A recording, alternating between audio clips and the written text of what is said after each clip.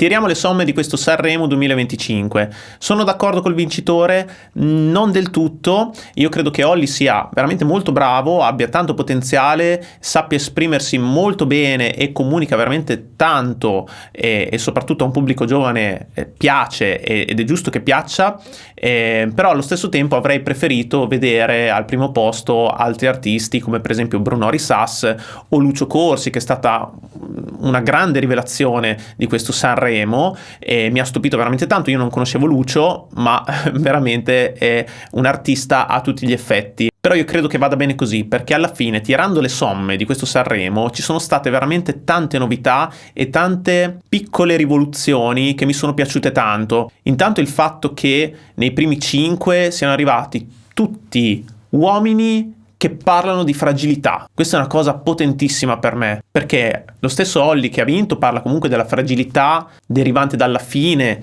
di una relazione.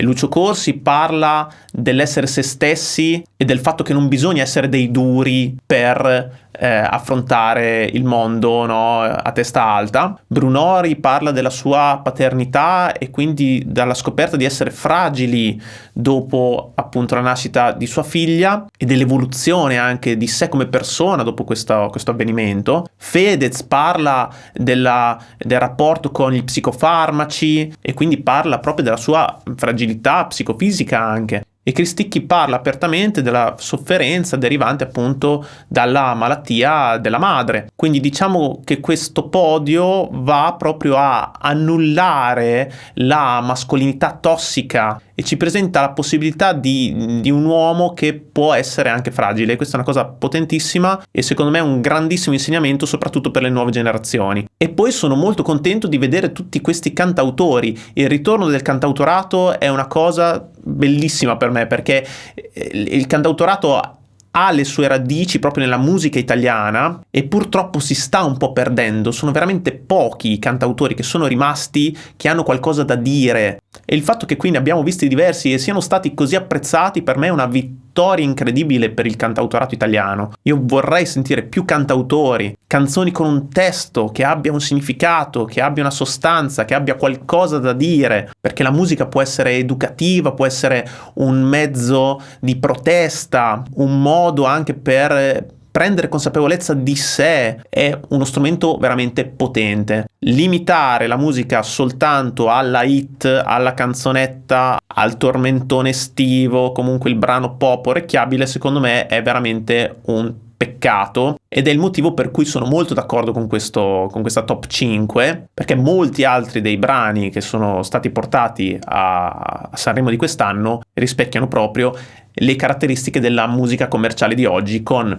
molta apparenza e poca sostanza. Ma questo è così da diversi anni a Sanremo, intendiamoci. Però, ripeto, quest'anno sono stato piacevolmente sorpreso da alcune proposte. Peccato per Giorgia, è stato molto discusso il fatto che lei sia arrivata fuori dalla top 5, però io credo che per lei vada bene così, nel senso che lei era veramente emozionata dall'affetto del pubblico, perché è veramente amatissima. Lei è una fuoriclasse, non deve dimostrare niente a nessuno e quindi secondo me è comunque una vittoria il fatto che lei dopo tanti anni di carriera sia ancora così amata e apprezzata. Questa è la vittoria, e vi dirò la verità, anche vedendo dalle interviste dei cantanti che appunto sono arrivati nelle prime posizioni, non c'era una competitività, non c'era un voler scavalcare l'altro o la rabbia di non essere arrivato in una posizione più alta, perché Sanremo non deve essere una mera competizione, deve essere un momento di condivisione, e per questi artisti lo è stato.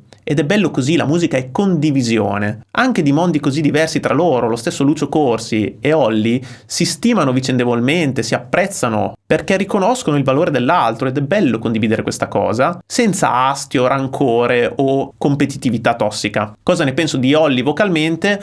Lui è bravo, diciamo che ha tanto ancora da imparare, La sua forza è la comunicazione, l'essere emotivo, l'essere dentro al brano, e per fortuna scrive anche dei testi comunque che rispecchiano anche il suo vissuto personale, e questa non è una cosa da poco. Non apprezzo l'autotune, però questa è una mia opinione personale, secondo me lui sarebbe anche bravo a cantare tranquillamente senza l'autotune, però probabilmente lo usa come effetto stilistico. Il sound delle nuove generazioni è basato su questo suono con l'autotune molto metallico. Io credo che l'autotune non vada usato come correttore dell'intonazione, va usato come effetto stilistico. Quindi se piace è giusto che si usi. A me non piace tantissimo, però è una scelta. Tecnicamente parlando è un po' sforzato il modo di cantare, ma credo che sia anche voluto per esprimere quel tipo di sofferenza attraverso il suo brano. Non crediate che comunque cantare così sia semplice, richiede comunque allenamento, esercizio, e lui mi sembra comunque consapevole di quello che sta facendo.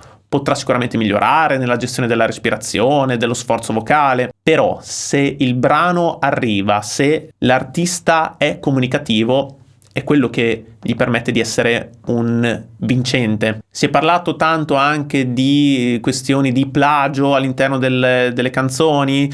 Sì, ci sono molte canzoni che ricordano altre, però che dobbiamo dire, alcuni cliché della musica contemporanea ritornano inevitabilmente. Molte canzoni pop hanno gli stessi giri di accordi, molte soluzioni melodiche e armoniche si assomigliano tra canzoni diverse. Da lì a dire che sono tutti dei plagi, insomma, ce ne passa. Alcune canzoni ricordano moltissimo altre, alcune magari le richiamano un pochino più alla lontana, però fateci caso che questa polemica nasce solo nei confronti di chi non ci piace, e questo non va bene, perché non può essere un argomento per screditare qualcuno dire che la sua canzone assomiglia a quella di qualcun altro, perché allora dovremmo eliminare il giro blues perché le canzoni sono tutte uguali tra loro, sono sempre gli stessi accordi, e allora sono tutti plagi? Assolutamente no, ogni canzone ha il suo significato, ha il suo artista che la interpreta e la canta. Quindi, ripeto, ogni genere ha i suoi cliché ed è giusto avere dei riferimenti. Quando uno fa l'artista